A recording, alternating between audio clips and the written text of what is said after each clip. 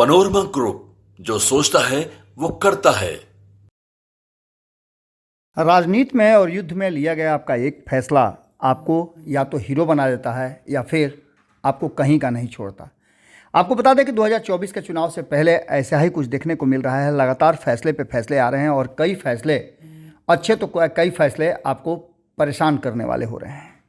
हालांकि आपको बता दें कि सियासत में कहा जाता है कि हर फैसले का अपना एक मायने होता है, लेकिन जिस तरह से जनता दल यूनाइटेड के भीतर स्थितियां बदलती जा रही हैं और धीरे धीरे रेत की तरह ढहता जा रहा है जनता दल यूनाइटेड, उसे देख करके ऐसा लगता है कि जनता दल यूनाइटेड को संभालना थोड़ा मुश्किल हो रहा है।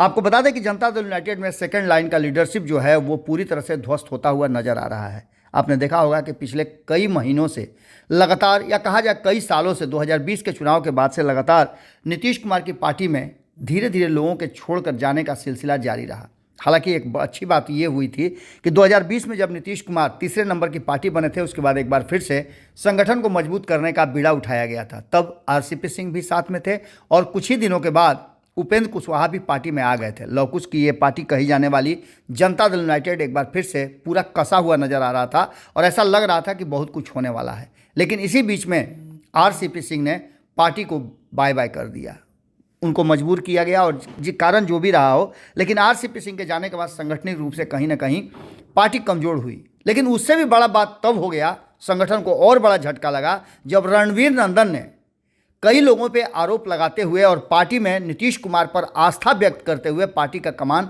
छोड़ दिया। आपको बता दें कि रणवीर नंदन भी एक बड़े, कहा जा रहा है कि संगठनकर्ता के रूप में जाने जाते हैं, चाहे वो भारतीय जनता पार्टी में रहे हों या फिर जनता दल यूनाइटेड में।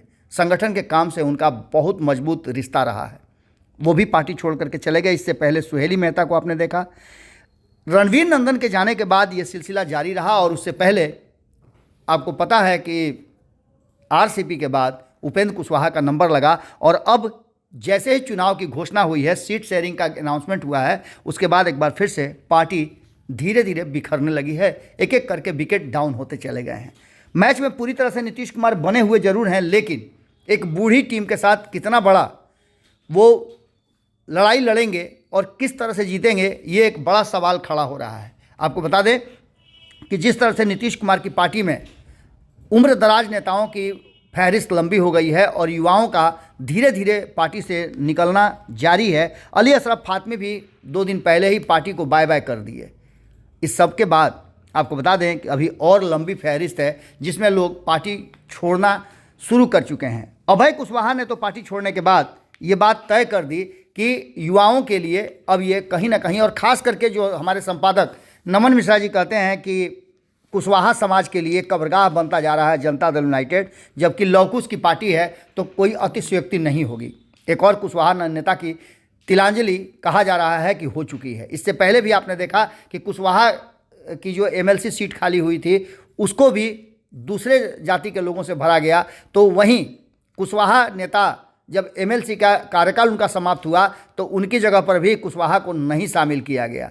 आपको बता दें कि लवकुश की ये पार्टी पूरी तरह से अब बिखरती नजर आ रही है, तो वहीं दूसरी तरफ युवाओं और वरिष्ठ नेताओं के सामंजस्य की जो कमी नजर आ रही है वो साफ साफ झलक रहा है कि आने वाले समय में जनता दल यूनाइटेड का क्या होगा। आपने देखा होगा कि हर पार्टी अपने युवा नेताओं को कार्यभार दे रही है। चाहे भारतीय जनता पार्टी की बात कर लें तो सम्राट चौधरी को सामने रखा है, तो वहीं आपने देखा कि राष्ट्रीय जनता दल के कर्ता धर्ता के रूप में तेजस्वी यादव सामने हैं। वहीं चिराग पासवान पर भारतीय जनता पार्टी और इस देश की जनता ने भी भरोसा किया और चिराग पासवान ने अपनी पार्टी का कमान मजबूती से संभाला है।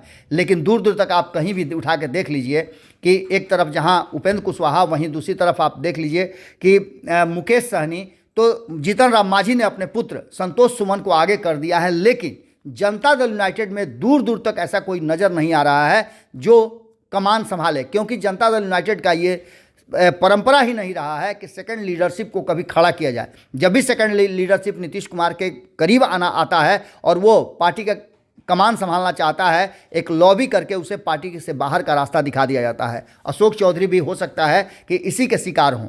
हालांकि आपको बता दें कि बहुत प्रयास किया गया था रणवीर नंदन के जाने के बाद, आरसीपी सिंह के जाने के बाद, उपेंद्र कुशवाहा के जाने के बाद एक नई बॉन्डिंग की गई थी और कहीं ना कहीं पार्टी को संभालने का काम अशोक चौधरी ने शुरू किया था। लेकिन अब उनकी भी स्थिति ऐसी लग रही है कि वो भी दूर दूर तक खड़े नजर आ रहे हैं। यानी कि सीधी तौर पे कहा जा सकता है कि जनता दल यूनाइटेड का जो वर्तमान स्थिति है वो अच्छे संकेत नहीं दे रहा है। 2024 के चुनाव में क्या होगा, लेकिन उसके बाद पार्टी की स्थिति ठीक नहीं लग रही है। भारतीय जनता पार्टी भी इस बात को महसूस करने लगी है। तो वहीं ये चर्चा कानों कान शुरू हो चुकी है। अभय कुशवाहा के पार्टी छोड़ने के बाद अब ये चर्चा और जोर पकड़ चुकी है। जुड़े रहिए भारत लाइव के साथ।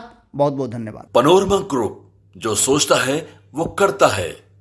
अगर ये वीडियो पसंद आई और वह बिहार के राजनीति और बिहारियत से सरोकार रखेनी तो सब्सक्राइब बटन दबा के चैनल के सब्सक्राइब कर ली। ओजे एगो घंटी बा, ओकरा बटन दबा देला से कुल सटीक और मारक खबर रुआ मुफ्त में मिल जाई। अगर रुआ पत्रकारिता के हमनी के नया प्रयोग में सहयोग कर चाहतानी तो ज्वाइन बटन दबा दी। पेटीएम नंबर नोट कर ली 9386816700। धन्यवाद।